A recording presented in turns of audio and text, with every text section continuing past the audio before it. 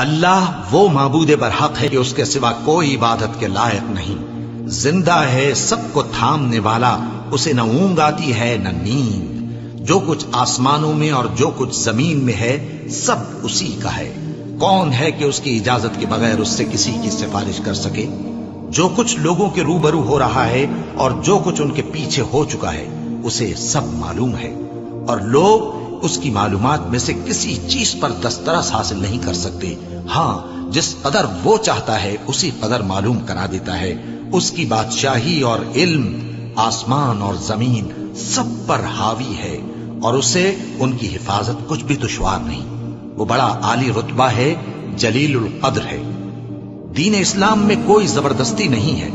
ہدایت صاف طور پر ظاہر اور گمراہی سے الگ ہو چکی ہے، تو جو شخص بتوں سے اعتقاد نہ رکھے اور اللہ پر ایمان لائے، اس نے ایسی مضبوط رسی ہاتھ میں پکڑ لی ہے جو کبھی ٹوٹنے والی نہیں، اور اللہ سب کچھ سنتا ہے، سب کچھ جانتا ہے۔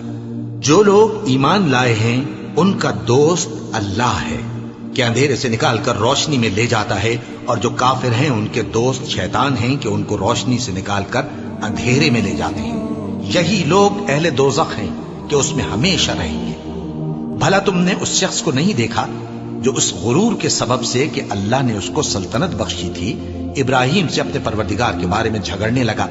جب ابراہیم نے کہا میرا پروردگار تو وہ ہے جو زندگی دیتا ہے اور موت دیتا ہے، وہ بولا کہ زندگی اور موت تو میں بھی دے سکتا ہوں۔ ابراہیم نے کہا کہ اللہ تو سورج کو مشرق سے نکالتا ہے، آپ اسے مغرب سے نکال دیجیے۔ یہ سن کر وہ کافر ہکا بکا رہ گیا، اور اللہ بے انصافوں کو ہدایت نہیں دیا کرتا۔ کیا اسی طرح اس شخص کو نہیں دیکھا جس کا ایک بستی پر جو اپنی چھتوں پر گری پڑی تھی گزر ہوا، تو اس نے کہا کہ اللہ اس کے باشندوں کو مرنے کے بعد کیوں کر زندہ کرے گا؟ تو اللہ نے اس کی روح قبض کر لی اور 100 برس تک اس کو مردہ رکھا، پھر اس کو جلا اٹھایا اور پوچھا تم کتنا عرصہ مرے پڑے رہے ہو؟ اس نے جواب دیا کہ 1 دن یا اس سے بھی کم۔ اللہ نے فرمایا نہیں بلکہ 100 برس مرے رہے ہو، اور اپنے کھانے پینے کی چیزوں کو دیکھو کہ اتنی مدت میں مطلق سڑی بسی نہیں، اور اپنے گدھے کو بھی دیکھو جو مرا پڑا ہے۔ غرض ان باتوں سے یہ ہے کہ ہم تم کو لوگوں کے لیے اپنی قدرت کی نشانی بنائیں، اور ہاں گدھے کی ہڈیوں کو دیکھو کہ ہم ان کو کس طرح جوڑے دیتے اور ان پر کس طرح گوشت پوست چڑھائے دیتے ہیں۔ جب یہ واقعات اس کے مشاہدے میں آئے تو بول اٹھا کہ میں یقین کرتا ہوں کہ اللہ ہر چیز پر قادر ہے۔ اور جب ابراہیم نے اللہ سے عرض کیا کہ اے پروردگار مجھے دکھا کہ تو مردوں کو کیوں کر زندہ کرے گا، اللہ نے فرمایا کیا تم نے اس بات کا یقین نہیں کیا؟ انہوں نے کہا کیوں نہیں، لیکن میں دیکھنا اس لیے چاہتا ہوں کہ میرا دل اطمینان کامل حاصل کر لے۔ فرمایا کہ 4 پرندے لے لو، پھر ان کو اپنے سے ہلا لو اور ان کے ٹکڑے ٹکڑے کر دو، پھر ان کا ایک ایک ٹکڑا ہر ایک پہاڑ پر رکھ دو، پھر ان کو بلاؤ تو وہ تمہارے پاس دوڑتے چلے آئیں گے، اور جان رکھو کہ اللہ غالب ہے، صاحب حکمت ہے۔ جو لوگ اپنا مال اللہ کی راہ میں خرچ کرتے ہیں ان کے مال کی مثال اس دانے کی سی ہے جس سے 7 بالیں اگیں اور ہر ایک بال میں 100 دانے ہوں، اور اللہ جس کے اجر کو چاہتا ہے اور زیادہ کرتا ہے، اور اللہ کشائش والا ہے، سب کچھ جاننے والا ہے۔ جو لوگ اپنا مال اللہ کے راستے میں صرف کرتے ہیں پھر اس کے بعد نہ اس خرچ کا کسی پر احسان رکھتے ہیں اور نہ کسی کو تکلیف دیتے ہیں، ان کا صلہ ان کے پروردگار کے پاس تیار ہے،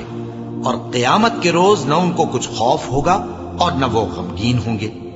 جس خیرات کے دینے کے بعد لینے والے کو ایذا دی جائے اس سے تو نرم بات کہہ دینی اور درگزر کرنا بہتر ہے، اور اللہ بے نیاز ہے، بردبار ہے۔ مومنوں،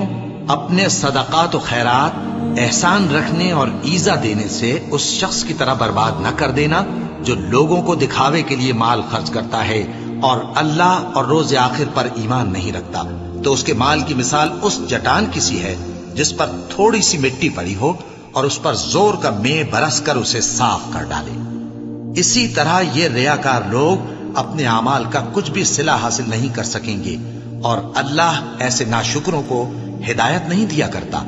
اور جو لوگ اللہ کی خوشنودی حاصل کرنے کے لیے اور خلوص نیت سے اپنا مال خرچ کرتے ہیں ان کی مثال ایک باغ کی سی ہے جو اونچی جگہ پر واقع ہو، جب اس پر زور کا مے پڑے تو دگنا پھل لائے، پھر اگر مے نہ بھی پڑے تو خیر پھوار ہی صحیح، اور اللہ تمہارے کاموں کو دیکھ رہا ہے۔ بھلا تم میں کوئی یہ چاہتا ہے کہ اس کا کھجوروں اور انگوروں کا باغ ہو جس میں نہریں بہ رہی ہوں اور اس میں اس کے لیے ہر قسم کے میوے موجود ہوں، اور اسے بڑھاپا آ پکڑے اور اس کے ننھے ننھے بچے بھی ہوں، تو ناگہاں اس باغ پر آگ کا بھرا ہوا بگولا چلے، پس وہ جل جائے۔ اس طرح اللہ تم سے اپنی آیتیں کھول کھول کر بیان فرماتا ہے تاکہ تم سوچو اور سمجھو۔